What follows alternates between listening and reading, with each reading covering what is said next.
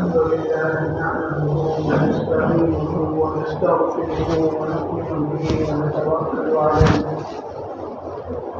ونعوذ بالله من شرور انفسنا ومن سيئات اعمالنا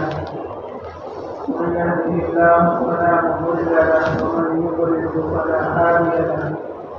ونشهد ان لا اله الا الله وحده لا شريك له ونشهد أن سيدنا ومولانا محمدا عبده ورسوله قال الله تعالى في القرآن المجيد وافعلوا الخير لعلكم تفلحون وعن ابن عمر رضي الله عنه قال رسول الله صلى الله عليه وسلم المسلم أخو المسلم لا يظلمه ولا يسلمه من كان في حاجة أخيه كان الله في حاجته ومن فرج عن مسلم كربة فرج الله عنه.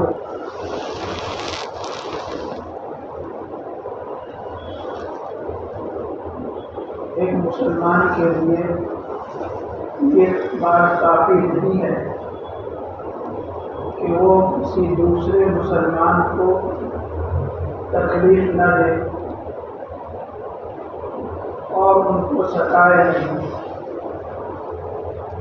بلکہ ایک سچے پکے ایمان والے مسلمان کی یہ ذمہ داری ہے کہ وہ اپنے بھائی کی اپنی استطاعت اور اپنی طاقت کے مطابق مدد کرے اور اس کی پریشانیوں کو دور کرنے کی کوشش کرے. یہ ایک مسلمان کے فرائض میں سے ہے. ابھی میں نے جو قرآن کریم کی تلاوت کی، اللہ سبحانہ و تعالیٰ فرماتے ہیں وَافْعَلُوا الْخَيْرَ لَعَلَّكُمْ تُفْلِحُونَ کہ تم لوگ ایک دوسرے کے ساتھ بھلائی کا معاملہ کرو، خیر خواہی کا معاملہ کرو. لَعَلَّكُمْ تُفْلِحُونَ امید ہے کہ تم لوگ کامیاب ہو جاؤ گے.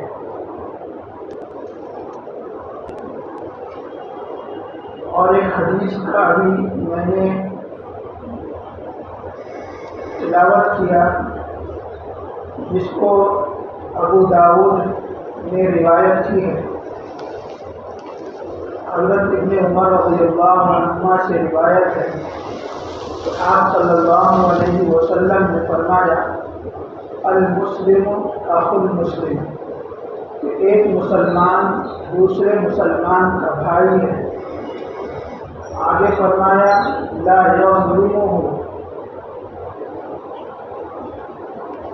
مسلمان بھائی پر کوئی ظلم نہ کرے، ولا یسلمہ اور نہ ان کو ظالموں کے سپرد کر دے یا ان کو اکیلا کہیں چھوڑ دے. پھر آگے آپ صلی اللہ علیہ وسلم نے فرمایا من کان فی حاجت اخیہ کان اللہ فی حاجتہ کہ جو کوئی بھی اپنے بھائی کی مدد کرنے میں جب تک لگا رہے گا اس وقت تک اللہ تبارک و تعالیٰ اس مدد کرنے والے کی ضرورتوں کو اور اس کی حاجتوں کو پورا کرنے میں لگے رہیں گے. آگے آپ صلی اللہ علیہ وسلم نے ارشاد فرمایا من فرج عن مسلم کربۃ کہ جو کوئی مسلمان اپنے مسلمان بھائی کی پریشانی کو دور کرے گا فرج اللہ عنہ اللہ تبارک و تعالیٰ اس کی اس پریشانی کو دور فرمائیں گے جو قیامت کے دن اس پر آنے والی ہے. اور آگے آپ صلی اللہ علیہ وسلم نے فرمایا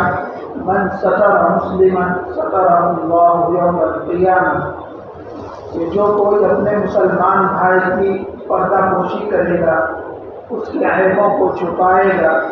اللہ تبارک و تعالیٰ قیامت کے دن اس کی پردہ پوشی فرمائیں گے اور اس کے عیبوں کو چھپائیں گے۔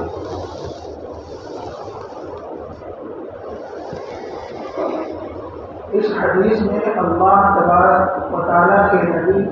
حضرت محمد صلی اللہ علیہ وسلم نے کئی بات ارشاد فرمائی ہیں، اور ان الگ الگ باتوں کو جوامع الکلم بھی کہا جاتا ہے کہ بات تو مختصر ہو لیکن اس کے مفہوم اور اس کا مطلب بہت بڑا ہو، اس کو احادیث اور شرائع احادیث نے جوامع الکلم کہا ہے۔ پہلی چیز، اللہ کے رسول صلی اللہ علیہ وسلم نے فرمایا المسلم اخو المسلم، کہ ایک مسلمان دوسرے مسلمان کا بھائی ہے۔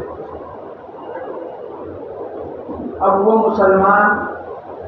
چاہے اننون ہو یا اجنبی ہو، اس سے ہمارا کوئی رشتہ داری کا تعلق نہیں ہے، نہ اس سے ہماری کوئی دوستی کا تعلق ہے، لیکن وہ مسلمان ہے، اس لیے آپ صلی اللہ علیہ وسلم نے فرمایا کہ وہ تمہارا بھائی ہے۔ اب وہ مسلمان چاہے کسی بھی کنٹری کا رہنے والا ہو، کسی بھی اسٹیٹ کا رہنے والا ہو،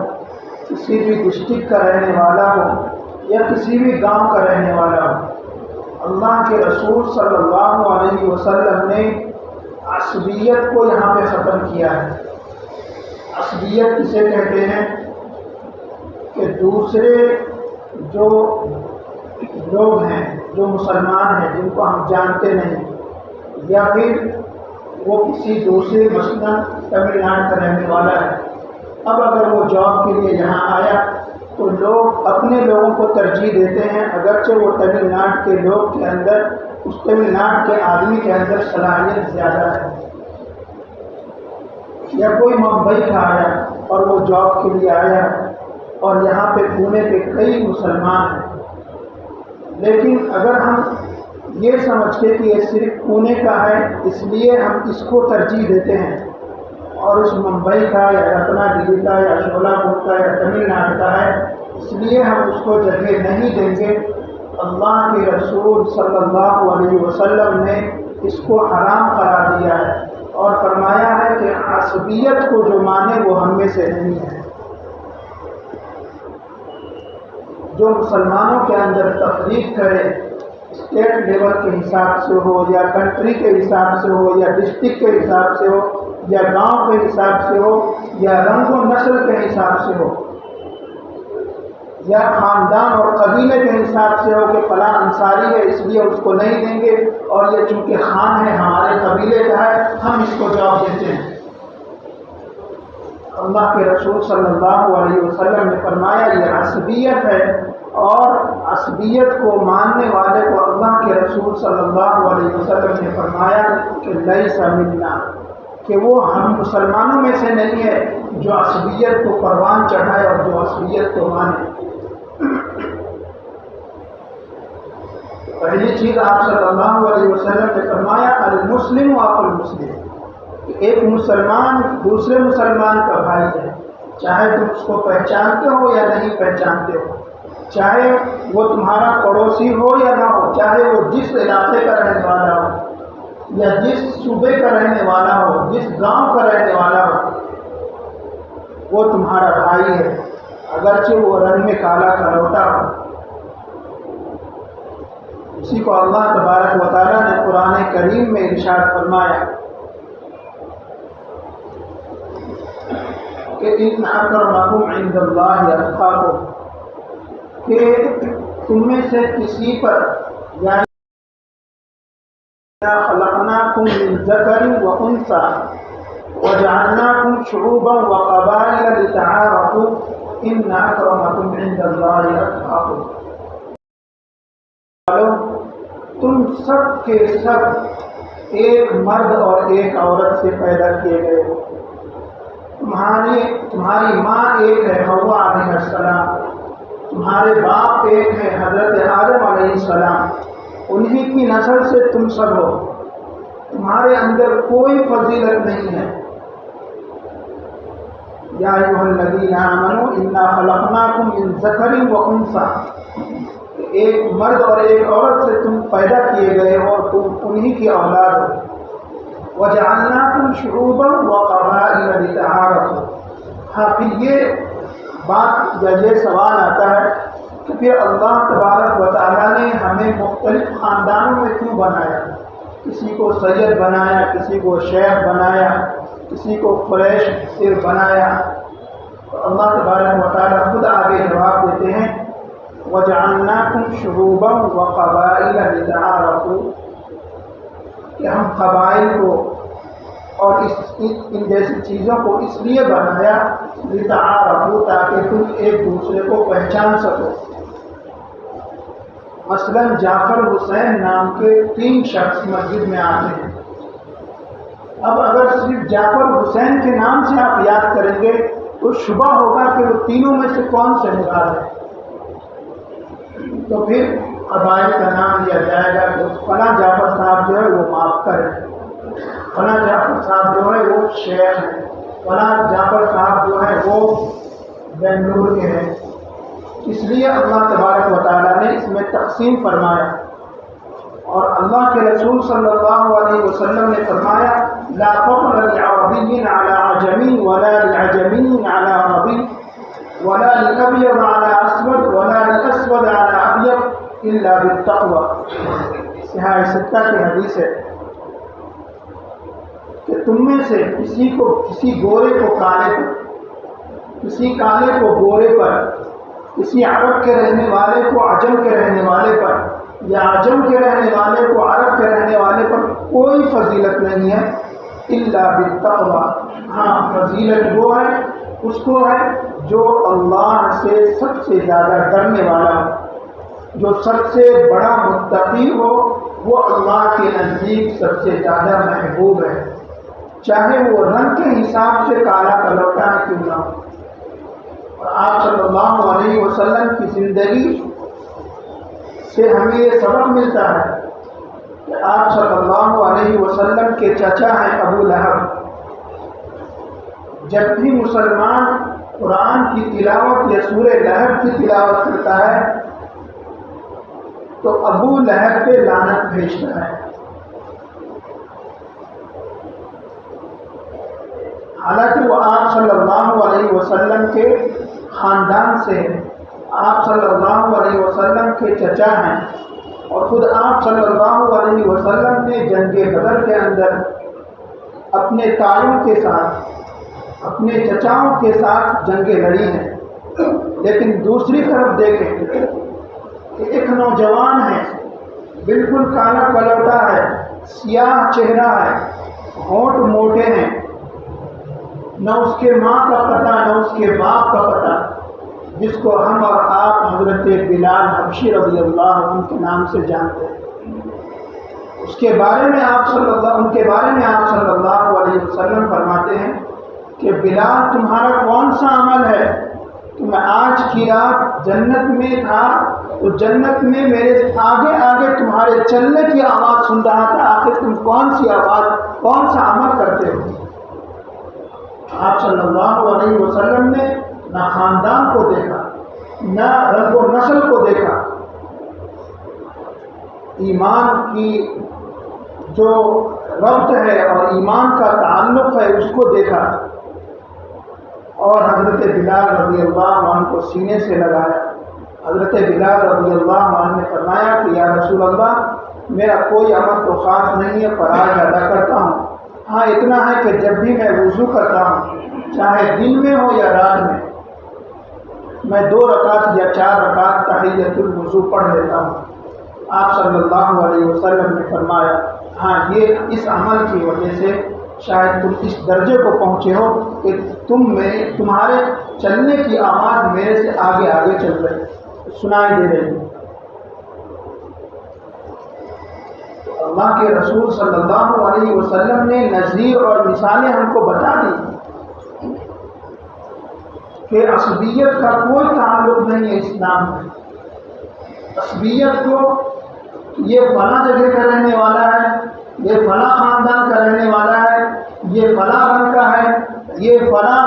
صوبے کا رہنے والا ہے، اس کی جڑ کو آپ صلی اللہ علیہ وسلم نے کاٹ دی اور فرمایا کہ جو عصبیت کو مانے اور جو عصبیت کو پروان چڑھائے وہ ہم مسلمانوں میں سے نہیں. حضرت صہیب رضی اللہ عنہ روم کے رہنے والے ہیں، لیکن آپ صلی اللہ علیہ وسلم نے ان کو اپنے قریب کیا. حضرت سلمان فارسی رضی اللہ عنہ ایران کے رہنے والے ہیں، ان کے بارے میں فرمایا کہ سلمان منا اہل البیت، کہ سلمان تو میرے گھر والوں میں سے، گھر والوں میں شامل ہے. جب آپ صلی اللہ علیہ وسلم کی بعثت ہوئی تو اس وقت بھی جب آپ صلی اللہ علیہ وسلم مدینے کے اندر ہجرت کر کے آئے تو دیکھا کہ دو قبیلے ہیں، اوس اور خزرج. ان دونوں میں دشمنیاں چل رہی تھیں. ان دونوں کی دشمنیوں کو آپ صلی اللہ علیہ وسلم نے ختم کیا اور ان دونوں کو بھائی بھائی بنا دیا. جنگ بسوس کے نام سے ایک جنگ مشہور ہے. زمانے جاہلیت میں یہ ایک جنگ ہوئی تھی. بعض روایت میں ہے کہ ایک مرغی کا بچہ، ایک شخص کا مرغی کا بچہ دوسرے کے کھیت میں چلا گیا اور اس کھیت کے مالک نے اس مرغی کے بچے کو مار دیا. اب یہ مرغی کے بچے کا جو مالک تھا وہ تلواریں لے کر نکل گیا اور پھر یہ جنگ 40 سال تک چلی ہے کہ باپ جب مرتا تو وہ وصیت کر جاتا کہ تم اپنا کام کرتے رہنا لیکن فلاں سے بدلہ ضرور لینا.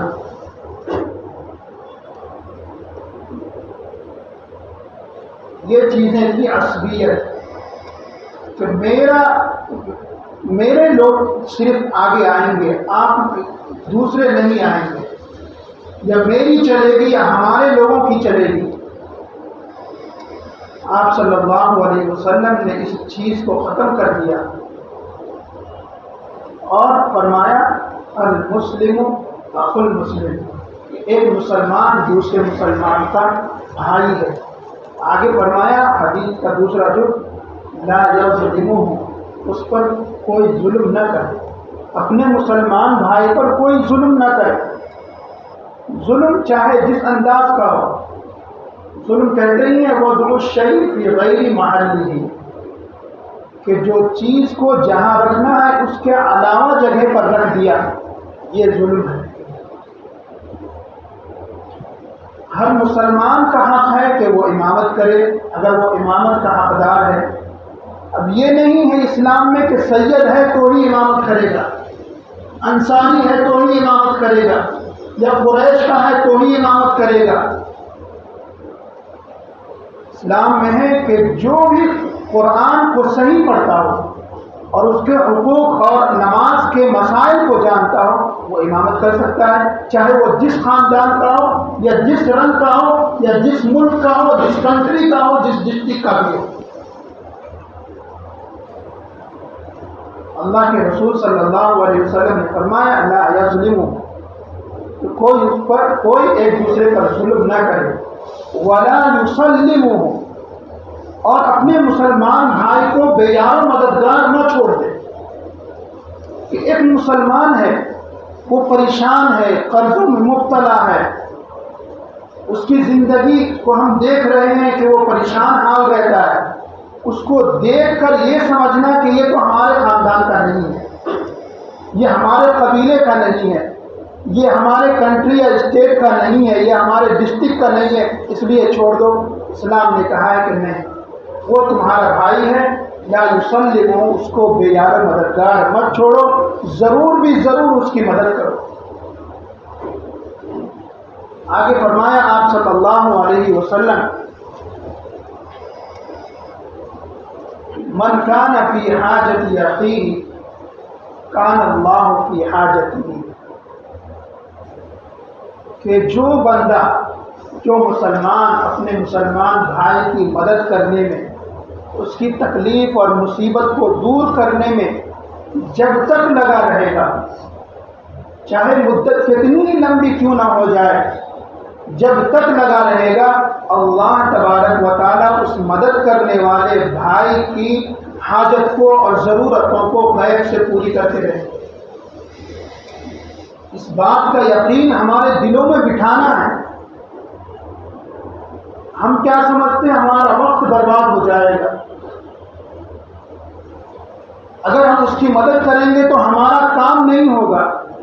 اللہ کا وعدہ ہے اور سچے رسول صلی اللہ علیہ وسلم کی سچی حدیث ہے، ابو داؤد شریف کی یہ روایت ہے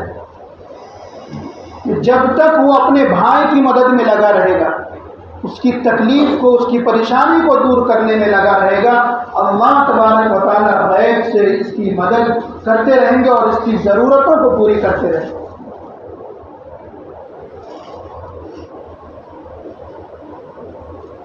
اگر کسی مسلمان کا ایکسیڈنٹ ہو جاتا ہے، خدا نخواستہ، تو اب یہ نہیں ہے کہ وہاں پر یا لڑائی ہو رہی ہے دو مسلمانوں میں یا دو لوگوں میں، اب یہ نہیں ہے کہ ہم موبائل کا کیمرہ آن کریں اور ویڈیو کشی کریں، یہ ایک مسلمان کے لیے جائز ہی نہیں ہے۔ مسلمان کے لیے تو ضروری ہے کہ فوراً اس لڑائی کو ختم کرے اور فوراً اگر اس کا ایکسیڈنٹ ہو گیا ہے تو اس کی مدد کرے اور ہاسپٹل پہنچائے۔ لیکن معاملہ آج الٹا ہو گیا ہے کہ لڑائی ہو رہی ہو یا پھر کسی کا ایکسیڈنٹ ہو گیا ہو، ہم سامنے سے گزریں گے، دیکھیں گے فلاں بندہ تڑپ رہا ہے۔ انسانیت بھی کوئی چیز ہے، فلاں بندہ تڑپ رہا ہے، دیکھ لیا اور گزر گئے، نہیں، ہم یہ سمجھتے ہیں کہ اگر ہم اس کو اٹھائیں گے تو پھر پولیس والے آئیں گے اور FIR درج ہوگا، میرا وقت برباد ہوگا۔ نہیں، آپ صلی اللہ علیہ وسلم نے فرمایا جب تک تم اس کی مدد کرنے میں لگے رہو گے، اللہ تبارک و تعالیٰ تمہاری مدد اور تمہاری ضرورتوں کو پوری کرنے میں لگا رہے گا۔ یہ کب ہوگا؟ یہ یقین کب بیٹھے گا؟ جب ہم قرآن اور حدیث کو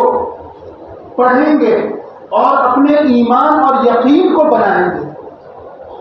آگے آپ صلی اللہ علیہ وسلم نے فرمایا من فرج عن مسلم کربۃ،